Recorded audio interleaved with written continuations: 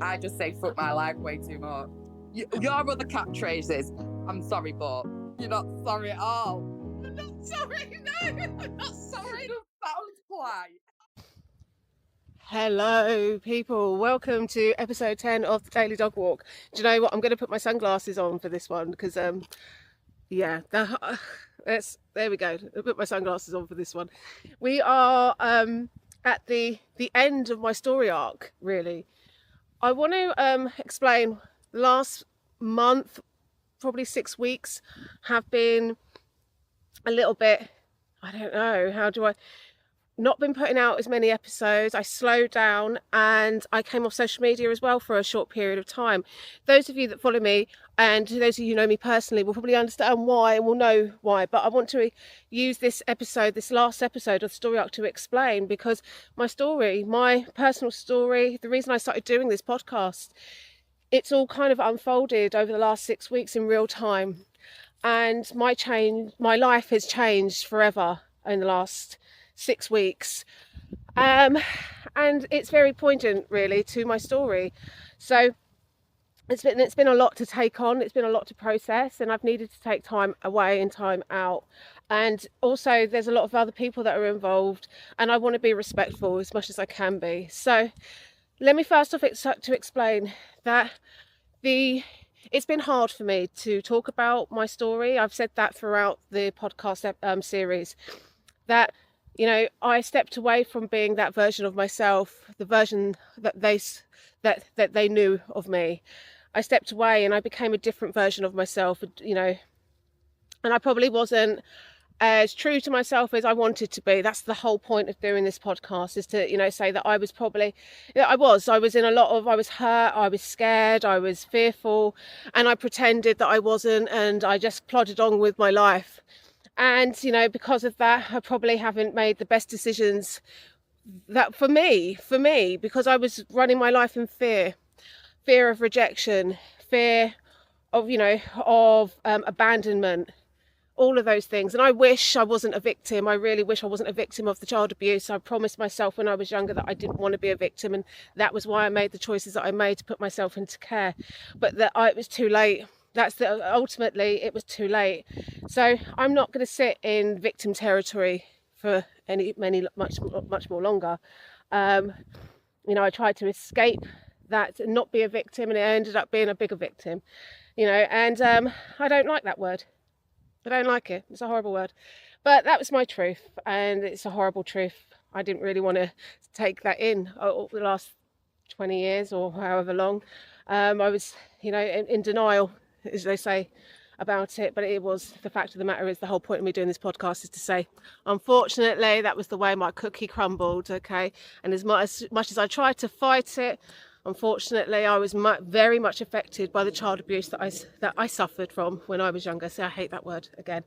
Anyways, the reason I was silent for such a long time, well, not for such a long time, but the reason I was struggling to produce episodes of the podcast, and I was leaving it like a month before I was uploading them, and it all got a little bit much, was because it was a lot talking about the podcast. It was, and I was already struggling with going into the woods and sharing and bearing, and everyone was saying you're so brave, and I think I understand why and I was getting a little bit like, really, I'm brave? Why am I brave? I'm just telling my truth, and I understand that now, that vulnerability that comes with it, and I'm leaving myself wide open. I mean, the fact of the matter is, I don't care.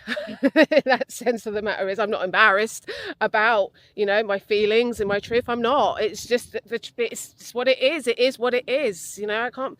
It's not my fault I was abused. It's not my fault people went out of their way to make me feel a certain way.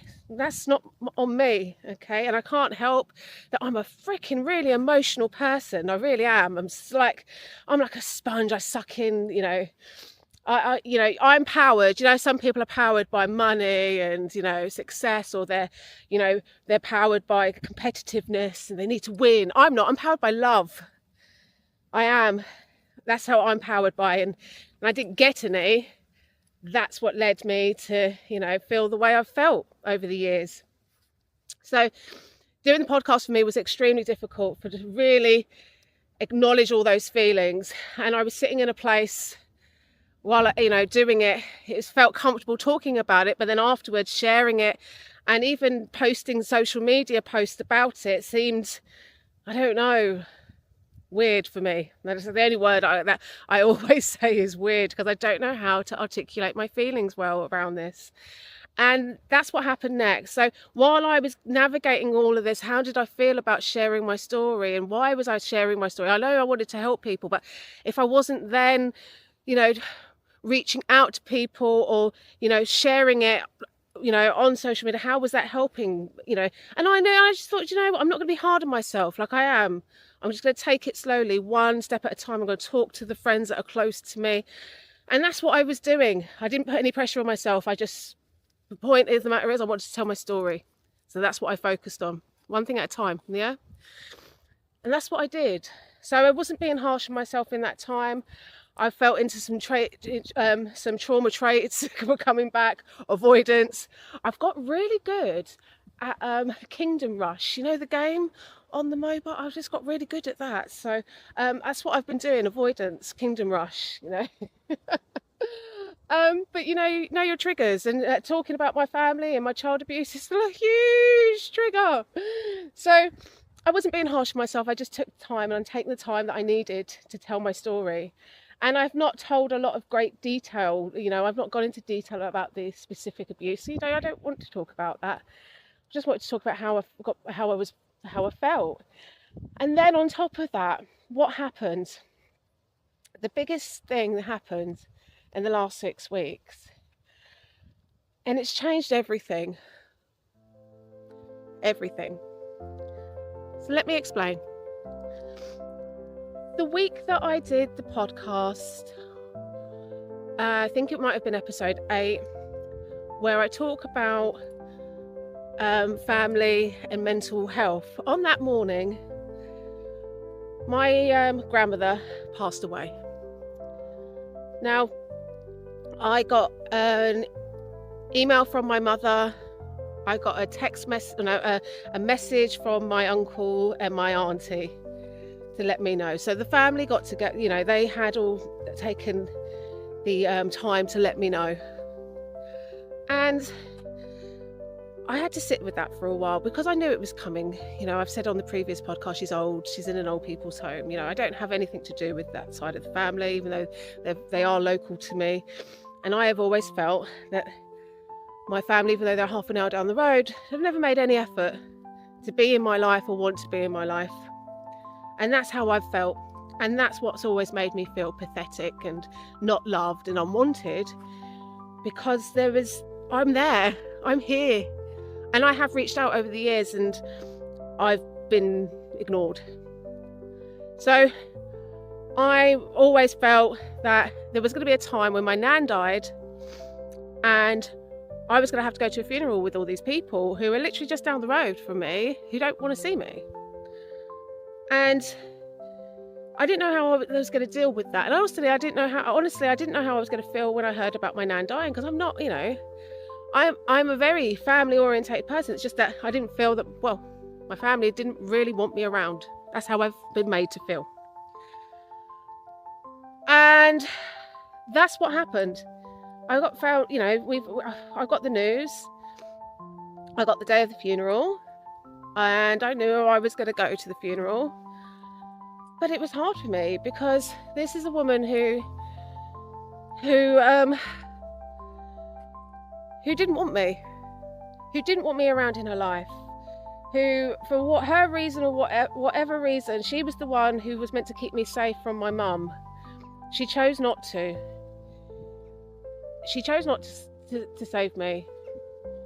And then she chose to keep me at arm's length. And then she chose, when I say she chose to keep me at arm's length, there are emails that say I do not want her to have my address or my email or my phone number.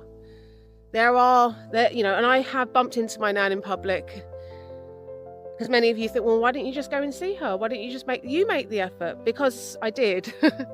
And this is what I got, I saw the messages, I saw the emails, and then I didn't have her address, because she told people she didn't want me to have it. she went out of her way to avoid me or not want me around. And who then puts themselves in front of that person? Do you know what I mean? Like, why would I go in front of a person who clearly doesn't want me? And this is why I have abandonment issues, because the person who was meant to love me and want me, my mum wasn't capable, but my nan was the one who was meant to keep me safe from my mum. Now, her parents, my great-grandparents, were the ones who picked up that mantle. And I remember, I think I've said this before, when they died, because they were the ones who were like my parents. My nan, my great-granny, said to me, and that's my nan's mother, said, I'm really worried about what's going to happen to you when I'm gone. And I didn't understand that at the time, because I thought, well, what do you mean? My mum and my nan are here. What do you? I don't get that. What does that mean? Now I get it.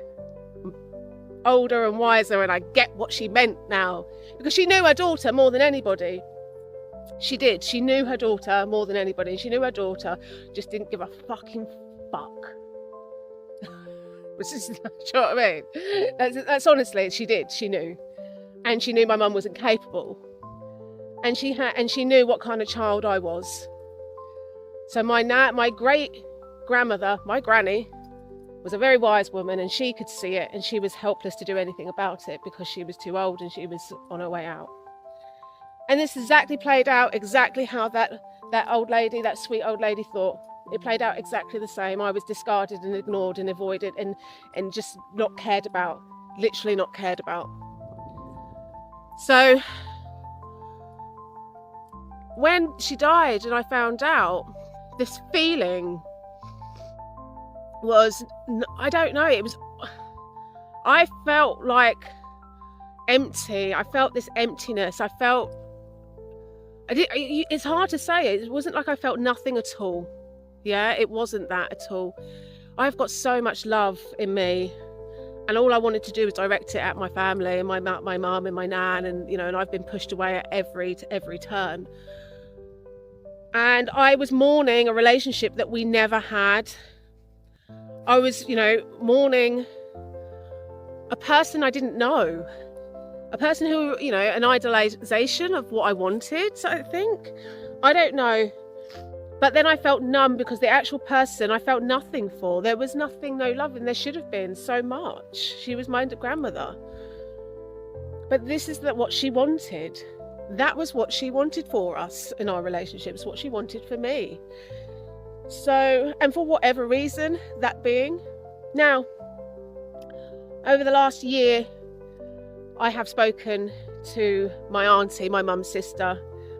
She's reached out to me, and she has messaged me, and they're private messages, and we have been building a relationship up, and she has some guilt of her own, and I know that after speaking to her, she does feel that the family could have done more.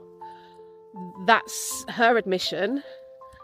I don't, I know that my aunties and my uncles have got their own lives and their own families, and I don't blame them. It was not their I was not their responsibility. But there is a big but there. But they all did know. They all did have some kind of responsibility to a young person. Everybody does. I believe that in the world, that every grown-up has a responsibility for young people. I'm not talking about me as a young person, I'm talking about any young person and any grown-up. They have a duty of care and a responsibility, regardless if they are family or not. That is my true belief, and I believe it takes a village. So in that regard, I do believe they do bear some responsibility, and I don't see why I was just ignored in, let's not see what Alicia's doing for Christmas. Alicia's just had babies, I wonder how they are. But no. Now, I'm not here to call people out again, like I keep saying. But that is something for me. Looking that way. That's something for me that sits with me, and and I think maybe they could have asked the question, how am I? They know their mum, they know their sister. But I'm all about putting lines in things and moving forward, okay? And I'm not that little girl anymore. I don't need them. And I don't need apologies now. That's not what this is about. So finding out my nan passed was a bit weird, knowing that I had to then go to the funeral and, you know, see other family members that I hadn't seen for a very long time, her son in particular. I lived with him when I was younger. I lived with both of them. He was like a brother to me. My uncle, he was the one that we used to have a lot of banter. I would class him as, you know, slightly narcissistic, and the one that used to, you know, banter with me with the light racism. But it was, as I said already before, it was never it was never, you know, it was banter, you know, sibling banter, you know, it was that kind of stuff. But you know, this is somebody that I'm going to have to go and I'm going to have to see, and I want answers. Why have you ignored me? Why have I been ignored? You know. So yeah, you know, I did want to know. You know, and I did want to have. I did have a lot of questions. I did want to have a lot of answers. You know, and I wanted the answers. So for me, my nan passing was a pivotal point where I'm going to have to be thrusted into the family dynamic that I've been completely void of for all my life, really. I was just an abused child who had to put herself into care because everybody in the family had given up on me. And then I took over. And because of that, everyone just abandoned me. Because I saved myself. That's what it felt. That's in a nutshell what it feels like that happened. So, and then when I did try and reach out over the years, I was just ignored. No one came to my wedding, apart from my uncle in America. He flew all the way over from America to come to my wedding. Nobody else did. And they live up the road. I'm going to keep saying that because it's poignant to me. And these are the things that, you know, break my heart. They do. I keep saying I'm going to put a line under it. I'm trying. And that's the whole point of ending this season of the podcast and my story, because it's going to be ongoing. But for me, the story has come to a pivotal moment because it's not just me healing. It's people in my family are now accepting their part that they play in my life, the role that they play in my life.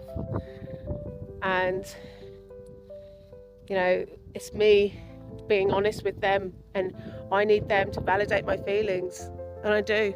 Right? I need them to be the grown-ups that they couldn't be back then. And I'm very, very lucky that my family have been able to do that. Very lucky. So when I found out my grandmother died, I went to the funeral, and it was a very strange day for me. My husband came with me.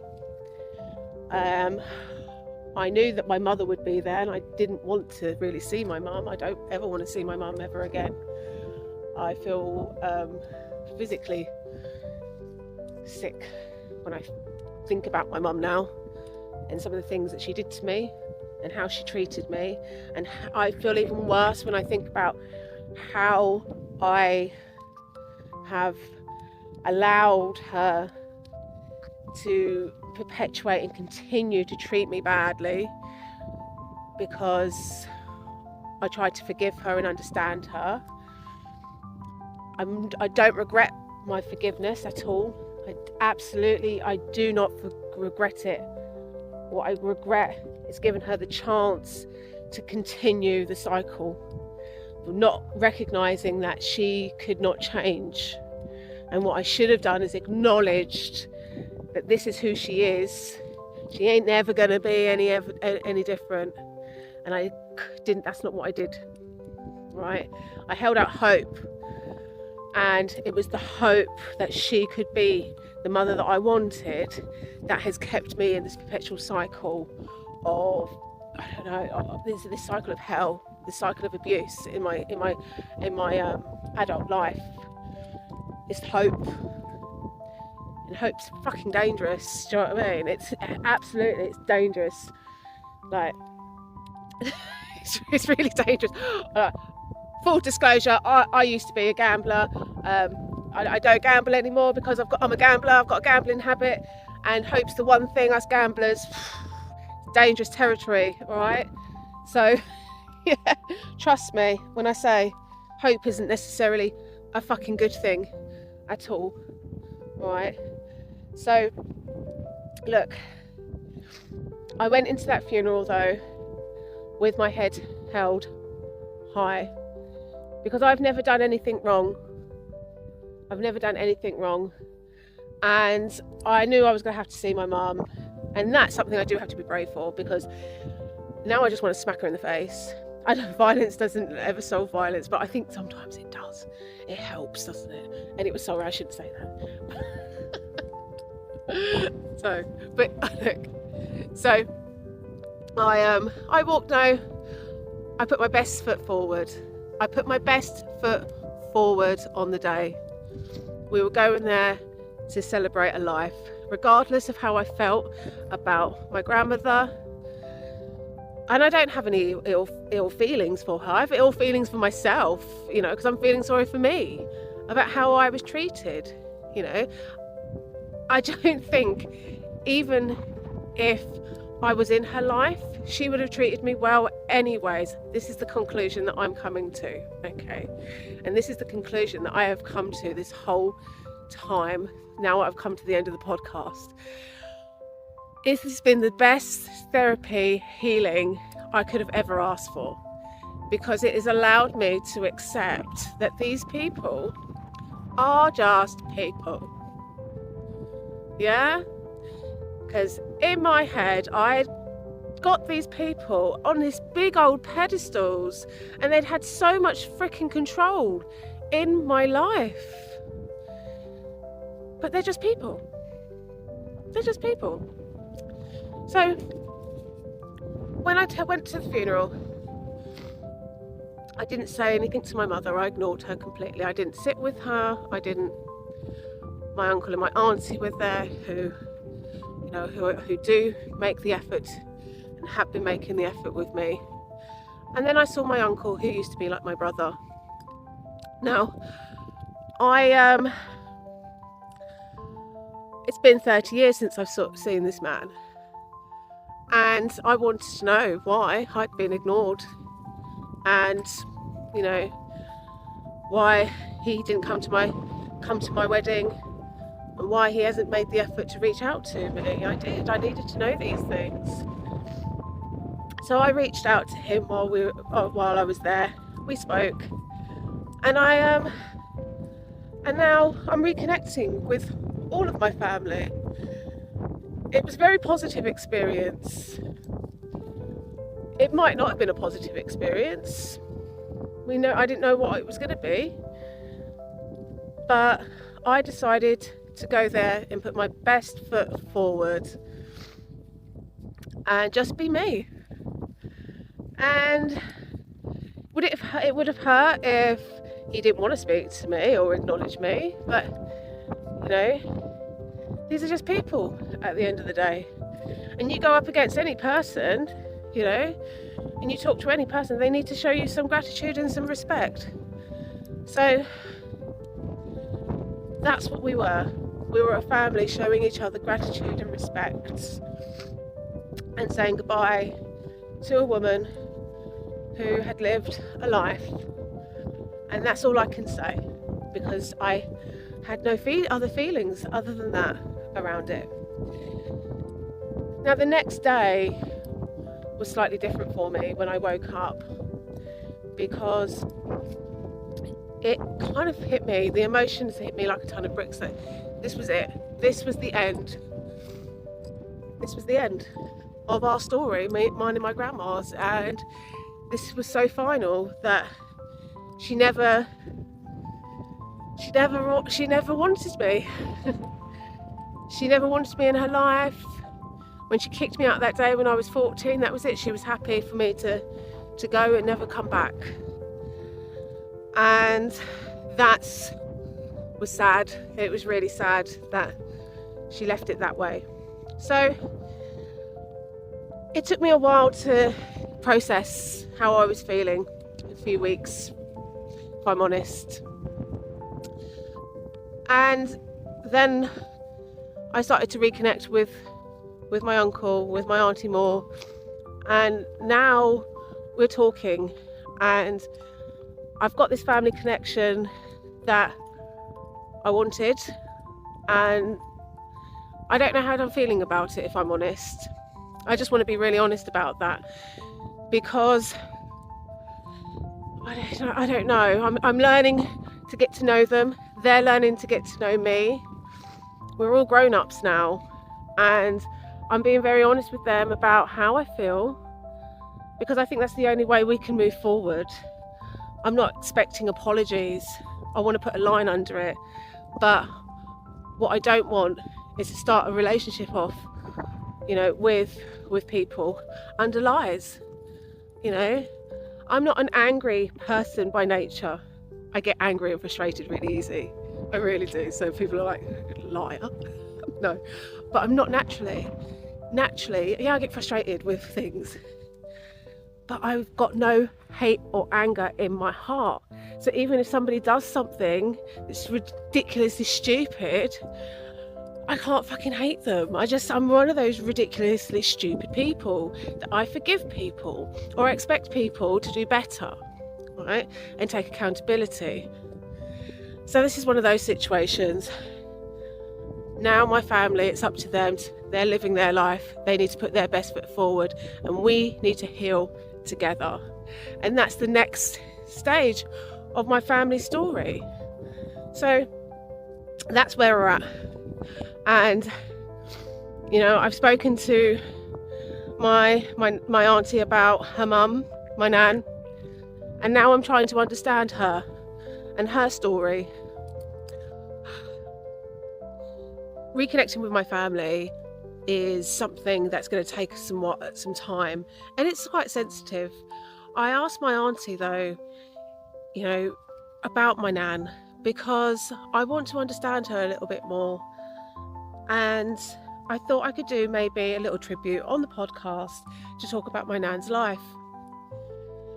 Now, my auntie, she provided me with enough to talk about, but when I was reading through the pages, I decided not to do it as a tribute to her life, because what I was reading was a lot more than that. It wasn't really a celebration. It was more revelations, if I'm honest. And it helped me understand the human behind the actions. And this is what I say about my nan being human and, making mistakes. Because when I read through my auntie's notes, it was read more like examples of why she was the way she was. Not making excuses for her, but actually giving me a lot more insight into the mother, not the grandmother, the mother. And she was very flawed. And I think, hearing that from her own child, of how she made her feel, and some of the examples that she gave, of how she felt isolated, how she felt abandoned at times, how she felt unloved at times, but how incredible, my nan could be in moments of crisis. Now, I don't want to share some of the stories and some of the examples that were given. I think some of that's very personal and very private to my auntie. But it led me to believe that I had no hope, because, you know, this is the kind of person my grandmother was. You know, how she was treating me now, you know, she treated her own children like that. So, you know, I came out of reading that with a lot of empathy for the family. And I actually didn't know what to think after reading it. I really didn't, because I think there was a lot more victims than me, if I'm honest, you know. So look, I started this podcast to talk about my trauma, to share my trauma with people so that they could understand, you know, the aftermath of child abuse, and, you know, how it can affect an individual way into their adulthood. I mean, I'm 46, you know. So, and also, I did not expect, when I started this podcast, to be finishing my story. I thought I was going to continue to, you know, to feel this way, you know, unloved, unwanted, not like I wasn't good enough. I thought that that was going to continue, you know, and it was just something that I was going to have to deal with. But I never ever imagined I'd get to the end of the series and do 10 episodes, and by that episode 10, that I'd be reconnected with my family, finally have answers, even though they're not very clear answers. It's just people are bad people and do bad things. It's kind of the message, really. Humans are humans. That's you know, the clarity that I've got, which isn't much clarity, but it's made me feel better as a human being, because I've realised that my values and me as an individual were never in sync with theirs, never in sync with my nan's. It never will be. Even if she was alive, we would have never, even if we were the same age, we would have sat in a room and we would have never got on. We were just two completely different people. And, you know, whereas, you know, I do the right thing because the right thing needs to be done. I will step over anybody to do the right thing. I will help anybody. I'll go without to do the right thing. You know, my close friends know that. You know, my nan's not like me. My nan only does the right thing when other people can see. That's what she was like. Fuck everybody else. She doesn't want to do the right thing. She cared more about herself and how she looked. Okay? Yes, she was a full narcissist. And I'm sorry, she is dead, and don't want to be disrespectful, okay, to somebody who's not here. You know, I called her a narcissistic bitch when she was alive. I feel a bit weird about that now. She's not here. So I'm not crying, by the way. It's just it's sunny and my eyes are streaming. And it's cold and sunny. It always makes my eyes stream. So I'm trying to be respectful because she's not here now. Because that's the kind of person I am, and that's my values. But our values were never ever the same. Okay? And same thing with my mum. My mum's values and ours are not the same. Because I don't beat my children to a pulp. I don't think it's acceptable to scream at my children and then beat the shit out of them. I don't do that. So, I think, and this is the final realisation I got to the end of the podcast, and thought, why the fuck am I crying about these people? Yeah, it's sad they treated me like that, but I'm better than them. I actually am. Like, really? I'm not just saying it. You know when you say, oh, I'm better than them. No, I actually am a better person than they are. And I never thought I was, because I put them all on these pedestals, you know, thinking that they were better than me, or I don't know what I was thinking. But that's what I got from doing this podcast. It's been the best thing that ever happened to me. You know, being able to get to the end of this and actually realise, you know, to connect with my family, I realised I'm not sad, I'm not pathetic. It wasn't me, it was them, it was them all along. And now, I get messages on my phone from my uncle saying, how are you? What's, how's the kids? How's your day? My auntie today, she's just been rummaging. She sent me pictures of myself when I was a kid. What was I saying on one of my earlier episodes? That I don't have any pictures of me as a child, that no one celebrated me when I was a child, and now people are celebrating me as a child, people are celebrating me as an individual. Now, would this have happened if I hadn't started the podcast or hadn't been vocal about, my feelings? Possibly not.